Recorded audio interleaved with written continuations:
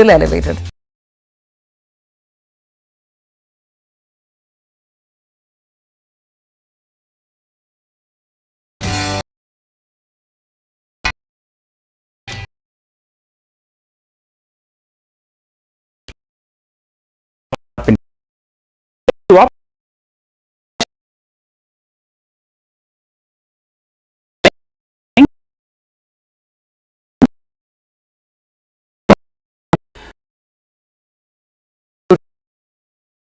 With all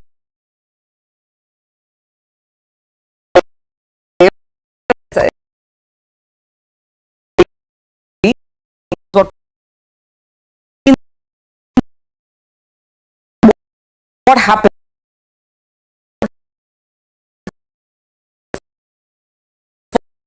large caps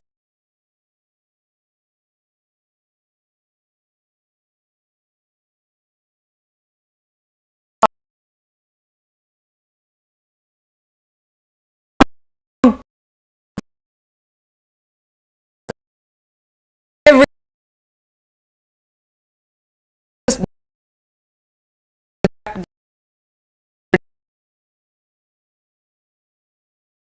set much taking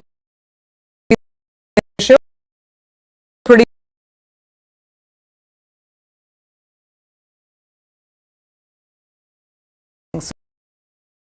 like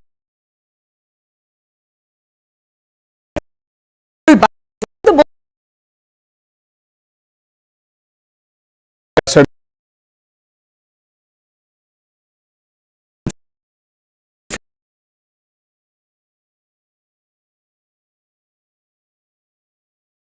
play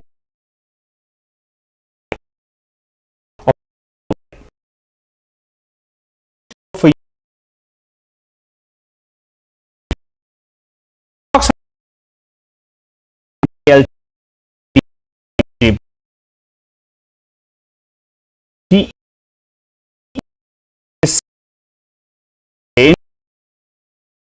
Last 12 tomorrow in the next 20 minutes or so. But as promised, first up, Vivek joins in to tell us all the big movers of the day. Vivek, take it away. Well, thank you so much for that. Another session where you actually saw a bit of booking coming in and the advanced decline ratio in the broad end of the market was slightly muted. Amongst the list of top gainers, can't look past Siemens, very strong up move seen today. Finally, the NCLT has given the nod for the demerger of the energy business. So that particular development seen quite positive as far as Siemens is concerned. The other stock, one that we don't discuss too often, is ZF commercial vehicle. This particular stock saw significant up move today. There was reports that indicated that MORTH is proposing to mandate buses as well as trucks to go ahead and take on board a few driver assistance systems. That stock ended by over 5% today. Strong volumes too over there. HEG was the other stock. Even yesterday we highlighted both graphite as well as HEG. Another day where we saw the graphite electrode stocks move higher in the session. And to round off the list of gainers, NCC, very strong order win coming in over there. Over 10,800 crores worth of order wins. Stock moved significantly higher, cooled off a little bit towards the day's end. On the list of losers, quite a few stocks that saw significant selling pressure.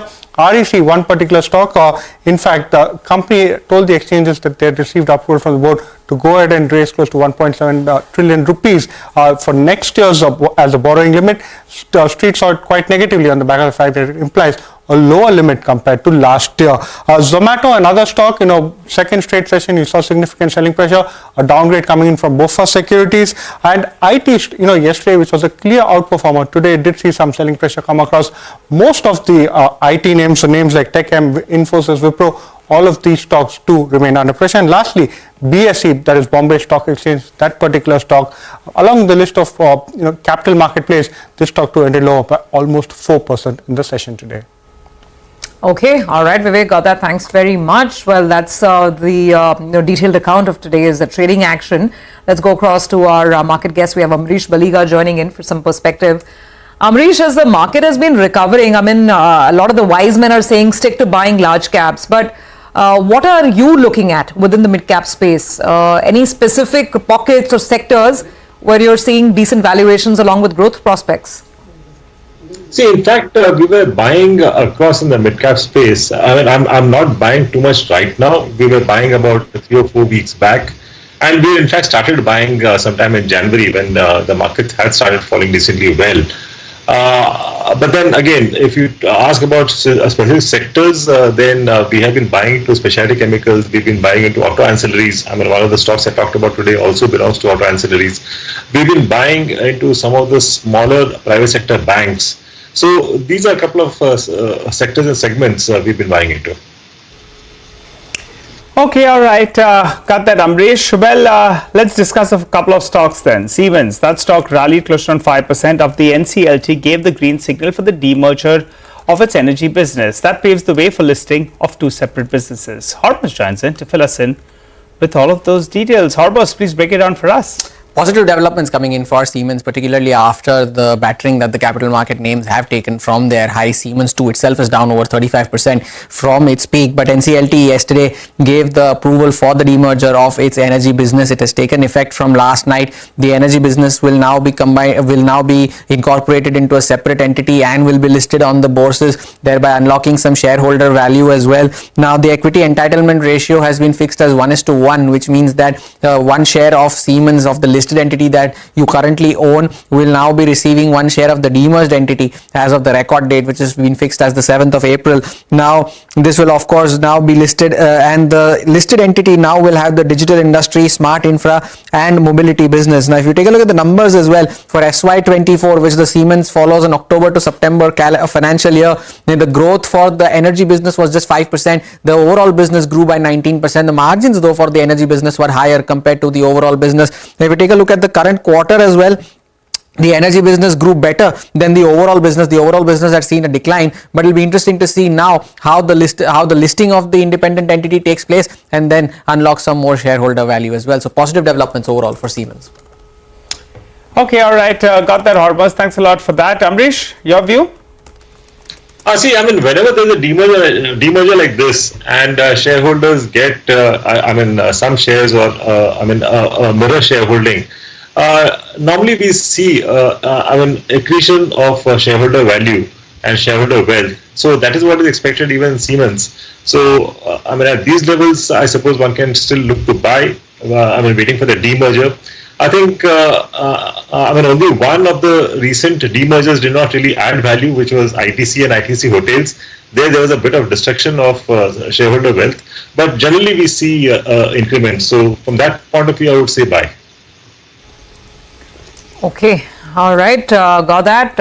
Let's move on to some more stocks that were in focus today. HAL, Hindustan Aeronautics, was up almost 4%, bucking the otherwise weak trend in the market. And this after GE Aerospace delivered its first F404 IN-20 engine to HAL for the Tejas light combat aircraft. Upasana is here with more details. Upasana, tell us, why is this very important for HAL? Well, certainly it's a very big important update that the street was eyeing on. GE Aerospace has delivered its first of 99 F404 IN-20 engines to HAL. This is for Tejas LCA Mk1A fighter jet, which was long pending since the past 2 years. Now, company at Aero India had indicated that GE 404 engine delivery will begin either by end of March or April 2025. Now, let us understand what the key concern was. Now, supply chain disruptions were there at GE Aerospace, which was the main reason for the delay in the delivery of F404 engines. Now, GE initially planned to deliver 16 engines annually starting in FY23, but none were supplied until now due to the supply chain disruptions as highlighted earlier. Now, this delay has postponed HAL's delivery of LCA Mk1A fighter jet. Now, delay in the arrival of GE 404 engines has become a major bottleneck in the delivery of the Tejas Mk1 fighter in the past 2 years, is what the street was fearing. Now, Elara says that it expects 2 engines to be delivered in April 2025, which were initially scheduled to be delivered in FY25, and 12 additional in FY26, followed by 20 thereafter from FY27 every year. It expects 10 to 11 Tejas Mk1A fighter jets to be delivered in FY26 as compared to the estimate of nearly about 12 fighter jets. This may translate into a revenue of somewhere around 3,000 to 3,500 crore is what the brokerage is estimating. Now, 83 Tejas Mk1A fighter jets are expected to be delivered within the stipulated time, that is until FY29, and the brokerage believes that this ramp up will start FY27 onwards. Hence, this stock remained in focus, and if we look at the stock move, it's up nearly about 34% this month. Okay, all right. Thanks a lot for that, Upasna. So some fundamental news coming in there. Shrikant, what do you believe? How's it looking on the charts? In the last 26, 27 days, we have seen that HAL has done 25, 26%, and now we have this incremental news. How's it looking on the charts? Yeah, good afternoon, Nigel. This particular stock is showing a lot of strength in terms of the way it recovered from the lower levels. No doubt that the stock has down more than 50% from its top. But now when it is recovering, it is showing V-shaped sort of recovery. And if we consider the news flow, then that is also supportive. We saw some specific orders for the company, for the sector, also this particular news. So broadly, I am of the view that the stock is heading higher and it is moving towards the levels of at least 4,500, 4,700 in next maybe few days. It will take some time because currently it is very close to its overbought level, but it is comfortably holding above the 200-day simple moving average as well as exponential moving average, which is positive. So overall, the stock is showing a lot of strength and we should look for adding if there is any correction. Okay, all right, got that. Let's move on and talk about another stock that was in news today. NCC was in positive territory again, bucking the overall weak trend of the day, and this after it won 2 orders and the total size was quite massive, over 10,800 crore rupees. So let's go across to Vivek once again to get the details. Vivek? Well, that's right. Very large order win that the company has received. But we'll break down and we'll try and understand how exactly NCC stands to benefit from this particular work order that they've received. First up, the development itself. 2 work orders from BSNL for design, supply, installation as well as O&M, that is operation as well as maintenance services of the middle mile network for BharatNet. Total value of both the orders, like you mentioned, over 10,800 crore. The first order is in the state of Uttarakhand, valued at 2,640 crore. The second order is in the state of Madhya Pradesh, valued at over 8,400 crores. Now, the order itself is split into 2 separate components. The first is the capex and the second is the opex. Capex portion, which is the EPC that the company will be able to book as a part of the order inflow, is 5,730 crore. The opex segment is valued at a little over 5,000 crore. The network construction is expected to be completed within 3 years, followed by a 10-year maintenance contract, which is the O&M portion. So the total order inflow for NCC in this particular year, taking into account the EPC portion of this particular contract, now stands in at 21,100 crore, which is bang in line with what the company had guided at the start of the year of an order inflow guidance of 20 to 22,000 crore. In fact, just a couple of days ago, we had the management of NCC where they reiterated their guidance, a positive development nevertheless, and this is why you saw the stock doing very well in the session today. Lovely. Thanks a lot for that, Vivek. We had more number of stocks declining that are advancing in terms of market breadth, but this was one of the stocks that were advancing. Ambareesh, what's your view on NCC? And then we go across to Shrikant for a quick technical check on that one. Tell us. Yeah, NCC, we had an extremely good correction in the last 5 to 6 months. And even the current market cap is about 13,000 crores. And the sort of order win which they have got with just this one order, it's close to the market cap. So I think it's extremely positive news. And looking at where NCC is, I don't see much of a downside from here. So I think it's a good buy for a long-term investor. All right, that's NCC and how it stacks up today. Shrikant, just very quickly, on today's overall pullback, yesterday, actually 2 days for the broader market, first day of a pullback for the Nifty now. Overall trades, what would you advise for tomorrow, looking at the market setup? The Nifty is very clearly finding resistance at higher levels, and it was very close to its previous important level of 23,800. But the base part is that on Tuesday, we saw the market was crossing these levels and later we saw some profit booking. So it's a corrective pattern that again we are witnessing in the recent up move, and we may see the levels of maybe 23,300 or 350 sort of levels in next maybe 1 or 2 days of time. So it's a corrective pattern. But broadly, I am of the view that the market is like going to consolidate within the range of 23,300 and 24,000 for next few days. and later on we can see the market moving towards the next levels. But the way the market has crossed this level of 23,800 on a monthly basis, because it has surpassed the highest high of the previous month. So one thing is very clear, that the market has seen its worst, and in case if there is any correction, then we should look for adding positions, or should look for taking contra bets of going long. All right. Okay. Got it. Thank you very much, gentlemen, for joining in and giving us perspective on a whole host of stocks and, of course, investment ideas as well. Let's quickly take a break. But as we're taking a break, let's get you a snippet of a very special conversation that we had today. Invest in large caps with a 3-year view. That's the advice coming in from top fund managers at ICICI Prudential AMC. We're leaving you with a snippet of that conversation that we had. Watch this. We'll come back with a lot more in just a bit. If we look at the equity space, right, our view is that the large cap space is fairly valued, but one still needs to be cautious in the small and mid cap space. Do expect the economy to regain momentum. So in that context, the multiples in the large cap space are reasonable, and if one invests for a sort of a 3-year horizon, returns should be reasonable. We do think the Indian economy can grow in real terms at 7-ish% and add inflation to that. So, it was somewhere in the 11-12% range for nominal GDP growth is not unrealistic. And given that corporate earnings typically, follow that kind of growth, that would be the level we would expect nominal GDP corporate earnings also to grow at. There's no, science to saying what is the right multiple, right? One can make a case for 21, one can make a case for 19, right?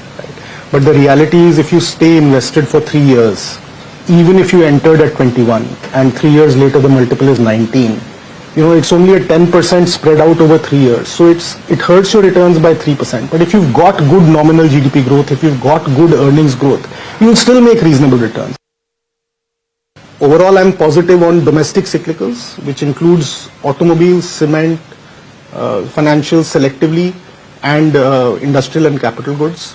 What we are cautious on is FMCG, and we have been for a while, and IT. PSUs across the board, we generally take, at least I take in my funds, a risk management approach. I don't increase the weight beyond a point, and I'm always comfortable with a certain sort of weight managed position in PSUs, and that continues to be the case.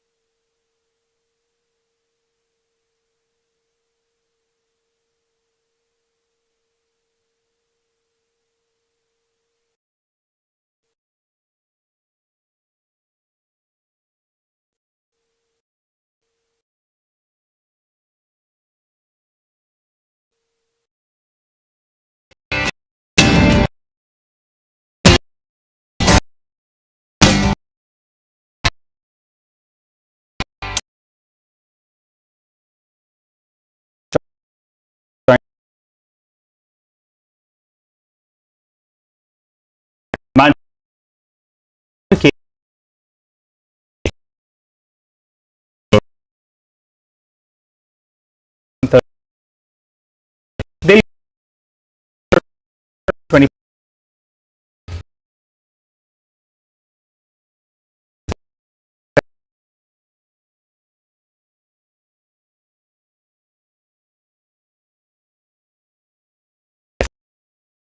All right. 63%.